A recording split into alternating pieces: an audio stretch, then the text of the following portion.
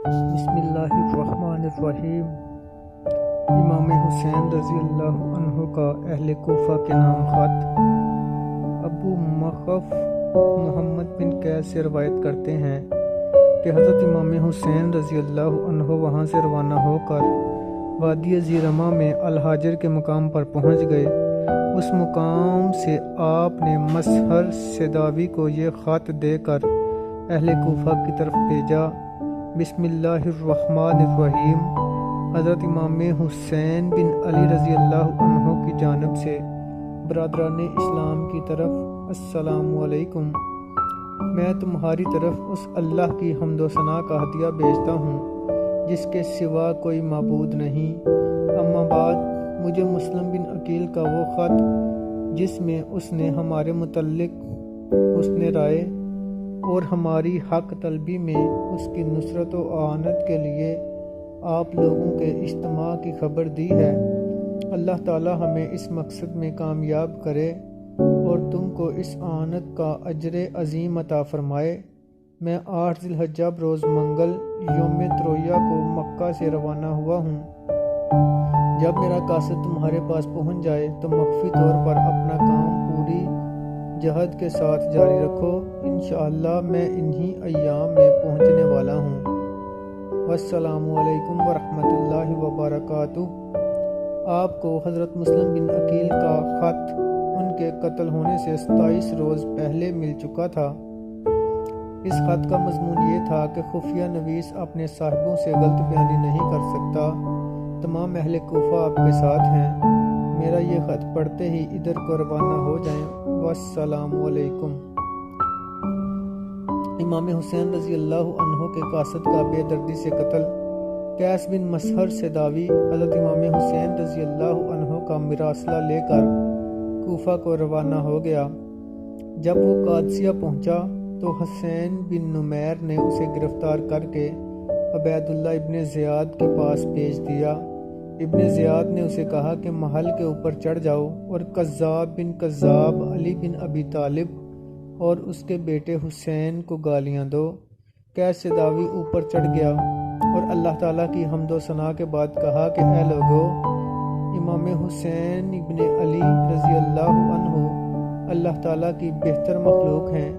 وہ حضرت فاطمہ رضی اللہ عنہا بنت رسول اللہ صلی اللہ علیہ وآلہ وسلم کے بیٹے ہیں اور میں تمہاری طرف ان کا بھیجا ہوا قاصد ہوں۔ میں انہیں بطن زیرمہ میں حاجر کے مقام پر چھوڑایا ہوں۔ ان کی بات کو سنو اور ان کی اطاعت و فرما برداری کرو۔ پھر اس نے ابن زیاد اور اس کے باپ پر لعنت بھیجی اور حضرت علی رضی اللہ عنہ اور حضرت امام حسین رضی اللہ عنہ کی مغفرت کے لیے دعا مانگی۔ اس پر ابن زیاد کے حکم سے اسے محل کے اوپر سے نیچے پھینک دیا گیا، جس سے اس کی دجیاں اڑ گئیں اور ہڈیاں چور چور ہو گئیں۔ ابھی کچھ رمق باقی تھی کہ عبد الملک بن عمیر بجلی سے اٹھ کر اسے ذبح کر دیا۔ بجلی نے اٹھ کر اسے ذبح کر دیا اور کہا کہ میں نے اسے عذاب سے نجات دلانے کے لیے ذبح کیا ہے۔ یہ بھی کہا جاتا ہے کہ سداوی کی شہرگ کاٹنے والا عبد الملک بن عمیر نہ تھا بلکہ اس کا ہم شکل کوئی اور شخص تھا۔ اور ایک روایت میں ہے کہ حضرت امام حسین رضی اللہ عنہ کا خط لانے اور حضرت امام حسین رضی اللہ عنہ کا رضائی بھائی عبداللہ بن بختر تھا اور اس کو کثر سے گرایا گیا تھا، واللہ عالم۔ اس کے بعد حضرت امام حسین رضی اللہ عنہ کوفہ کے حالات سے بے خبر سفر کوفہ پر روانہ ہوئے۔ لوگوں کا ہمراہ جانا۔ ابو مخف نے ابو علی انصاری سے اور انہوں نے بکر بن مصعب مزنی سے روایت کی ہے کہ حضرت امام حسین رضی اللہ عنہ عرب کے جس چشمہ پر سے گزرتے وہاں سے کچھ لوگ آپ کے ہمراہ ہو جاتے۔ امام حسین رضی اللہ عنہ حضرت مسلم رضی اللہ عنہ کی شہادت کی اطلاع۔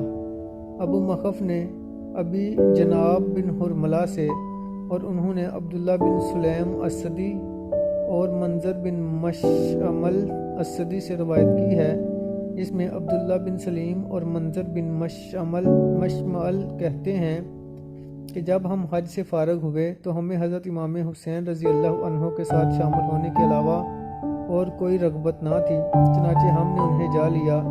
اتنے میں آپ کا گزر بنی اسد کے ایک آدمی کے قریب سے ہوا تو آپ نے اس سے بات چیت کرنے اور اس سے حالات دریافت کرنے کا ارادہ فرمایا، لیکن پھر یہ خیال ترک کر دیا۔ اس کے بعد ہم اس شخص کے پاس گئے اور اس سے لوگوں کے بارے میں پوچھا تو اس نے کہا کہ جب میں کوفہ سے نکلا تو حضرت مسلم بن عقیل رضی اللہ عنہ اور ہانی بن عروہ قتل ہو چکے تھے اور لوگ ان کو ٹانگوں سے پکڑ کر بازاروں میں گھسیٹ رہے تھے۔ عبداللہ اور منظر کہتے ہیں کہ پھر ہم نے حضرت امام حسین رضی اللہ عنہ کے پاس جا کر انہیں یہ خبر سنائی تو آپ نے کئی بار اِنَّ لِلَّهِ وَإِنَّا إِلَيْهِ راجعون پڑھا۔ ہم نے آپ سے عرض کیا کہ اللہ اللہ، آپ اپنے آپ کی فکر کریں۔ آپ نے فرمایا کہ مسلم اور ہانی کے بعد زندگی میں کوئی خیر نہیں۔ ہم نے کہا کہ اللہ تعالیٰ آپ کے کام میں آپ کی مساعدت و یاوری فرمائے۔ آپ کے اصحاب میں سے بعض نے کہا کہ خدا کی قسم آپ ابن عقیل کی طرح نہیں، جب آپ کوفہ پہنچیں گے تو لوگ آپ کی مدد کی طرف لپک لپک کر آئیں گے۔ بعض کہتے ہیں کہ جب اصحاب حسین رضی اللہ عنہ نے حضرت مسلم بن عقیل رضی اللہ عنہ کے قتل کی خبر سنی تو بنی عقیل بن ابی طالب تڑپ کر اٹھے اور کہا کہ خدا کی قسم ہرگز نہیں، ہم خون کا بدلہ لیے بغیر ہرگز نہ لوٹیں گے یا اپنے بھائی ابن عقیل کی طرف موت کے گھاٹ اتر جائیں گے۔ قافلہ والوں سے فرمایا جو جانا چاہتا ہے جا سکتا ہے۔ حضرت امام حسین رضی اللہ عنہ نے اپنا سفر جاری رکھا حتیٰ کہ جب آپ مقام زرود پر پہنچے تو آپ کو اپنے اس قاصد قیس بن مسحر سداوی کے قتل کی خبر ملی، جسے آپ نے مکہ سے روانگی کے بعد اپنا مکتوب دے کر مقام ہاجر سے روانہ کیا تھا۔ اس پر آپ نے فرمایا کہ ہمارے طرفداروں ہی نے ہم سے بے وفائی کی اور جو واپس جانا چاہے بخوشی چلا جائے، ہماری طرف سے کوئی پابندی نہیں۔ اس پر دائیں بائیں سے چھٹ کر لوگ بکھر گئے حتیٰ کہ وہی لوگ باقی رہ گئے جو مکہ سے چلے تھے۔ آپ نے یہ اعلان اس لیے فرمایا کہ آپ کے خیال میں اعراب میں سے جو لوگ آپ کے ساتھ مل گئے تھے وہ سمجھتے تھے کہ آپ ایسے شہر میں جا رہے ہیں جس میں رہنے والوں نے آپ کی اطاعت قبول کر لی ہے، اس لیے آپ نے یہ مناسب نہ سمجھا کہ صحیح حالات جانے بغیر وہ آپ کے ہمراہ چلیں۔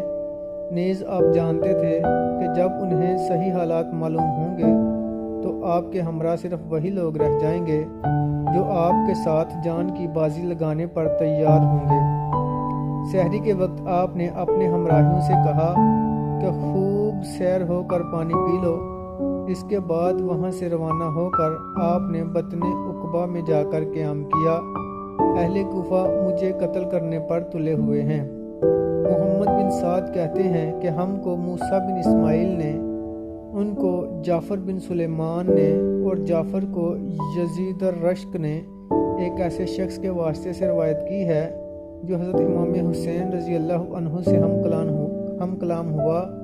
وہ کہتا ہے کہ میں نے ایک وسیع اور بے آب و گیا میدان میں خیمے نصب کیے ہوئے دیکھے تو پوچھا کہ یہ کس کے خیمے ہیں؟ اس شخص کا بیان ہے کہ میں ان کے پاس گیا تو دیکھا کہ آپ بعالم پیری قرآن مجید پڑھ رہے ہیں۔ میں نے عرض کیا کہ اے رسول اللہ صلی اللہ علیہ وسلم کی بیٹی کے فرزند، آپ پر میرے ماں باپ قربان، آپ اس چٹیل میدان میں جہاں کوئی بشر نہیں کیوں خیمہ زن ہیں؟ آپ نے فرمایا یہ اہل کوفہ کے مکتوبات ہیں جو انہوں نے میری طرف بھیجے ہیں، لیکن میں دیکھتا ہوں کہ اب وہ مجھے قتل کرنے پر تلے ہوئے ہیں۔ اگر انہوں نے ایسا کیا تو پھر وہ اللہ تعالیٰ کی کسی حرمت کو بھی پامال کرنے سے دریغ نہ کریں گے، اور اللہ تعالیٰ ان پر ایسے لوگ مسلط کر دے گا جو انہیں ذلیل و خوار کریں گے اور ان کی عزت لونڈی کی اوڑھنی کے برابر بھی نہ ہوگی۔ علی بن محمد نے حسن بن دینار سے اور انہوں نے معاویہ بن قرۃ سے روایت کی کہ حضرت امام حسین رضی اللہ عنہ نے فرمایا کہ واللہ تم مجھ پر ایسا ظلم کرو گے جیسا ظلم کہ بنی اسرائیل نے یوم سبت میں کیا تھا۔ علی بن محمد نے جعفر بن سلیمان ضبعی سے روایت کی ہے کہ حضرت امام حسین رضی اللہ عنہ نے فرمایا کہ خدا کی قسم وہ قتل کیے بغیر مجھے نہ چھوڑیں گے۔ اگر انہوں نے ایسا کیا تو اللہ تعالیٰ ان پر ایک ایسا حاکم مسلط کرے گا جو ان کی تذلیل کرے گا، حتیٰ کہ وہ لونڈی کے دوپٹہ سے بھی ذلیل تر ہوں گے۔ آخر آپ کو 61 ہجری میں عاشوراء کے روز نینوا کے مقام پر شہید کر دیا گیا۔